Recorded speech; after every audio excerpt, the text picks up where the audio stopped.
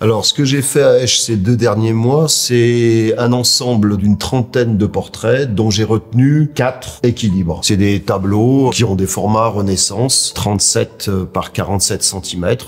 C'est des peintures à l'huile. Socrate, il dit à Platon qu'il faut se souvenir. Le document qui est au mur, c'est un document très simple qui me sert de garde-fou. C'est une structure où, quand je dessine, je ne cherche pas à faire un chapeau, une barbe, une chevelure et tout ça. Ce qui m'intéresse, c'est le portrait. Parce que je pense que l'homme, quand il commence à peindre sa propre personne, les autoportraits, ou à peindre son entourage, je pense que c'est le début de l'abstraction. Là, ça fait une dizaine d'années que j'utilise le même document. Je pense que c'est mon grand-père. Le document, il est minimal.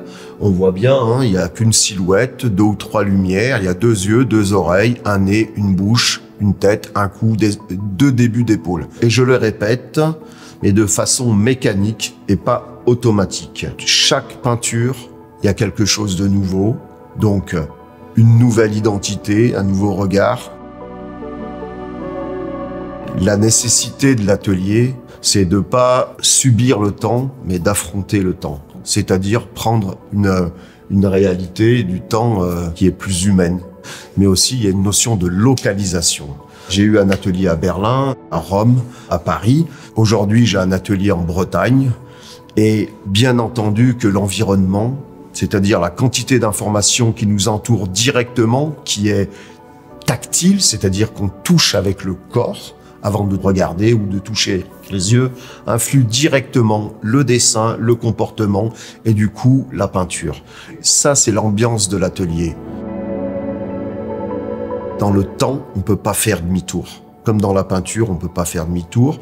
J'efface et tout ça, c'est comme une petite mort. Parce que dessiner, c'est corriger de façon permanente. Donc, en peinture, c'est pareil. Quand on efface, on retrouvera jamais ce temps. En corrigeant, il y a une mécanique qui s'installe. Du coup, c'est un vrai apprentissage. Même l'effacement, c'est aussi dessiner. Effacer, c'est aussi ajouter de la lumière. C'est pas négatif ou péjoratif dans mon travail.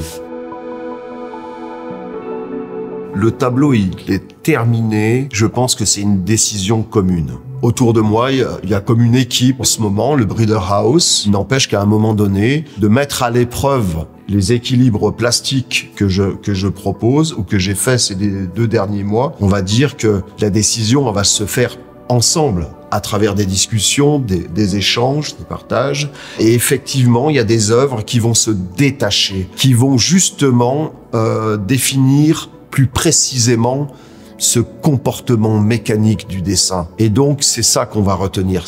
Parce que c'est ça qui va rester, c'est ça qui doit être partagé.